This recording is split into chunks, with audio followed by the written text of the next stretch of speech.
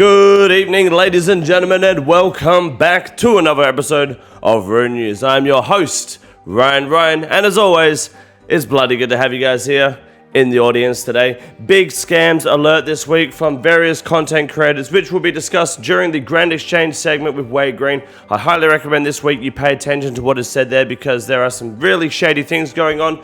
But more importantly, Jagex this week has started announcing reveals and teasers for Leagues 5, which have all been coming through so far. Well, there's only been 2 at the moment. The third one is tonight, and we'll be releasing them every day with all the information we can on this channel, so that way you're always up to date with what's happening in Leagues 5. Some people out there don't know what to do with leagues. You're not sure about your areas. This might be your first league. I'm looking to do another leagues video later this week as well to kind of explain how the system works and to give you guys some more clarity on what I think is the best way to tackle Leagues 5.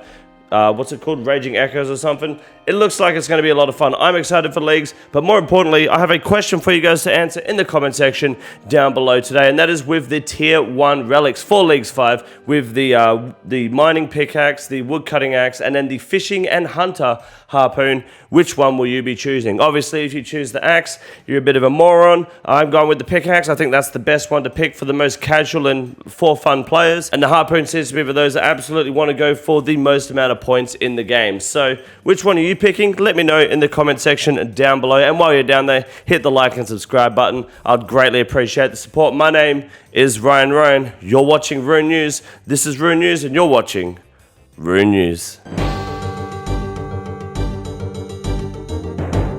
This week's update for Oldschool Runescape is titled Guardians of the Rift Changes, out now. And it's about fucking time too. We've been waiting for these changes for a very long time. These are part of the poll 82, maybe 83, I don't know what number it is, it's been that long. We voted on these back in September, and for some reason Jagex gave us a beta on Wintertodt and these Guardians of the Rift changes, which just seemed to prolong the changes that were coming to the game. They didn't feel necessary, but it's done, it's over now, it's here, and basically the TLDR, if you are not aware, basically Guardians of the Rift is going to be a little bit less dog shit. You're going to be able to get more XP by just throwing barriers and guardians down between games. The rate at which you'll be getting your pearls, instead of getting between 10 and 20 pearls per pull, it's between 14 and 16 pearls, so the consistency of the pearls is greater, but the drop rate is still incredibly atrocious and for some reason is not getting buffed. They're doing like very basic things, like here, they say they've rearranged, what does it say, sorry, they've rearranged the order of interactions on the uncharged cell table. Basically, their own version of menu entry swapper, which most players have already with RuneLite and now available with the mobile client, so completely pointless for them to be doing. They also say that when you're looting talismans, they will be noted rather than individuals, so that way your inventory is less cluttered when looting. You can like take 5 instead of taking 1 reward at a time. Pretty basic stuff, but overall the gameplay should be a lot more consistent. There's guaranteed medium, at least one medium rune altar for you to go craft runes out for the first 2 ways at the start of a game to help with more bigger cells and more consistent gameplay, which means less fails, which means less resetting, and hopefully that also means less dog shit time spent in Guardians of the Rift. The reward changes, like we said earlier, is they've buffed the consistency of pearls, but the drop rate is still dog shit. Oh, and the most important part is the Colossal Pouch can now be used at, I believe, almost any rune crafting level. You just have, here you go. So currently you have level 1, you get the small pouch, level 25, medium pouch, and so on. But now you can use the Colossal Pouch earlier. If you make it with the medium pouch, you only get extra 7 essence though, which is a capacity of 8. Sorry, I'm getting cut off there. And so on. So the Colossal Pouch can actually be used now before level 85, but you don't get its full true effect until you are 85 rune crafting. So it actually just makes rune crafting as a whole a lot more consistent and easier, which is a fat W, the biggest part of the entire update. Moving on now to mobile and UI clients, mostly just fixes, a few tweaks, like the bank interface is no longer overlapped by the left-hand side panel. If you're having issues with adjusting the icons on your mobile client, you can change all that in the settings. I have only logged in once on mobile so far. I haven't actually played yet, so I won't comment on how it is, but I've heard a lot of good things about the mobile UI.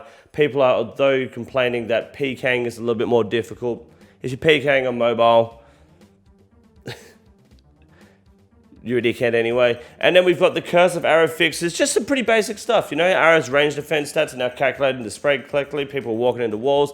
The messenger will now see you when you're in the bank. And if you're venomed during the arrow cutscene, when you beat arrow, in that fight. And if you're Venom, the Venom will be cured as soon as the cutscene starts. That way, hardcore Ironmen don't die during the cutscene, which would be very unfortunate and annoying. There's a few quality of life updates now to the wilderness as well. You can use blooded items while in the Frox Enclave and Mage Bank, which is unironically a massive fucking thing.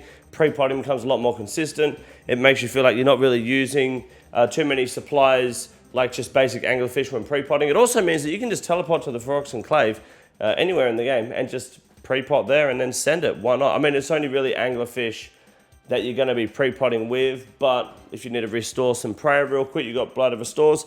Kind of dope. They've changed the way that multi-combat and single-player combat works a little bit when you're fighting. So if two people are fighting in multi-combat, right, player A and player B, player C is in single combat, we call that one the pussy. We call that the APC, the rot. The players that come to the masses when we are doing our Callisto masses on Mondays and hide in single combat because they're just straight up small dick virgins. So they'll sit there in single combat and attack into multi, meaning they can attack anyone they want. But you attacking back to single is a little bit more difficult because they are in single weight combat and they're like when you try to attack them once they've hit you, it says I'm already under attack because you were fighting someone else in multi. That doesn't happen anymore, so you can smack back instantly. Does kind of give people in multi a bit more of a fair advantage, but still, if you're sitting in singles attacking into multi, you're a fucking loser. And yeah, you don't deserve to be in the wilderness. You fucking suck. Otherwise, yeah, the rest of the wilderness is pretty standard. They got some merch behind me, which we don't give a shit about. And Osworlds are back on for LMS, which means Daddy's getting racist because I need some more blooded super restores for this Monday. A message from the community. Don't give a shit. And that's it this week for the update for Rune News. But don't forget about the scam alert, which is coming in about 30 seconds after we talk about the RuneScape 3 update this week. Then we'll give it away to Wade Green. My name is Ryan Roan. You're watching Ryan Roan. My name is Rune News, and you're watching Rune News. Leagues 5 is not happening in RuneScape 3. Nothing like that is happening towards RuneScape 3. They don't have leagues. They don't have deadman mode. They have nothing valuable to offer us as old school RuneScape players and enjoyers. In fact, it's been many years now and Jagex still can't change one simple fact and core detail about RuneScape 3. And that is the fact that RuneScape 3 is fucking dog shit. Good evening, ladies and gentlemen. My name is Wade Green, and welcome to the Grand Exchange segment this week for Rune News. And this is a PSA, an alert, an announcement, a warning to those out there with the Armageddon weapon scrolls. These are currently on the rise, and this is part of a giant scam. Wannabe crypto bros, Twitter famous 40 IQ content creators in the RuneScape space, and their inner circles farming the shit out of these. They're trading them between each other. They're actually going for about 100 mil at the moment. Do not invest in Armageddon weapon scrolls for your AGSs and your Void Wakers to change the color, because these will be available for free with the next Deadman mode release next year, which is guaranteed to happen when Mod Manked is on the case. In the meantime, do not buy them because they are being merged hard by content creators using their influence on Twitter to try and scam players. Technically illegal and they should be banned, but it won't happen because they've got parasocial relationships tied up with specific JMods. It's completely corrupt and full of shit. Not the end of the world because it's not a giant scam because they're too retarded to pull it off properly, but I can see through their fucking lies and that shit's disgusting. So don't touch the Armageddon weapon scrolls. Let them trade it between each other. The wannabe crypto bros are failing. Don't touch it. I will make sure that they don't make a fucking cent off of it. Don't let these guys ruble trade any more money.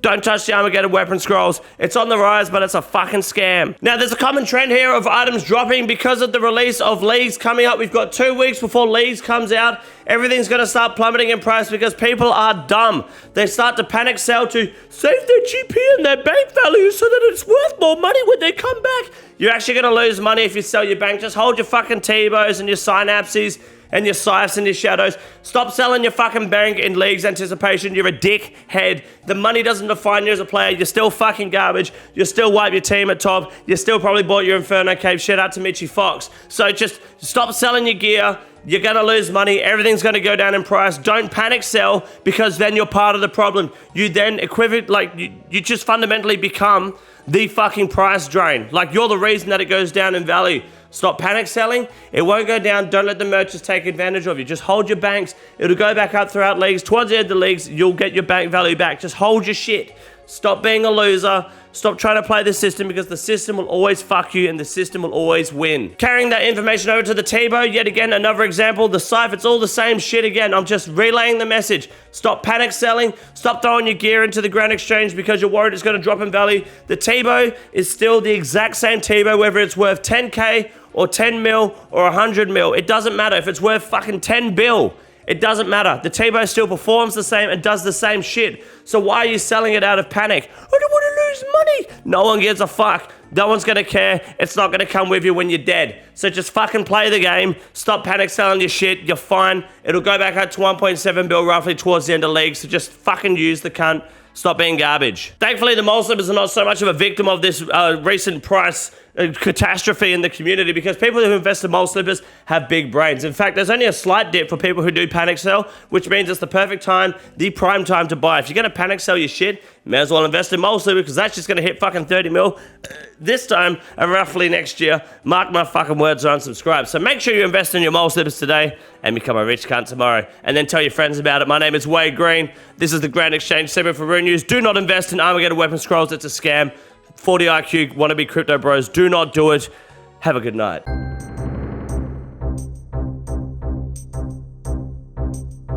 Our first Ironman moment for the week goes to Max Fisher, finally getting the Bandos Tassets at 1,807 KC on his group Ironman.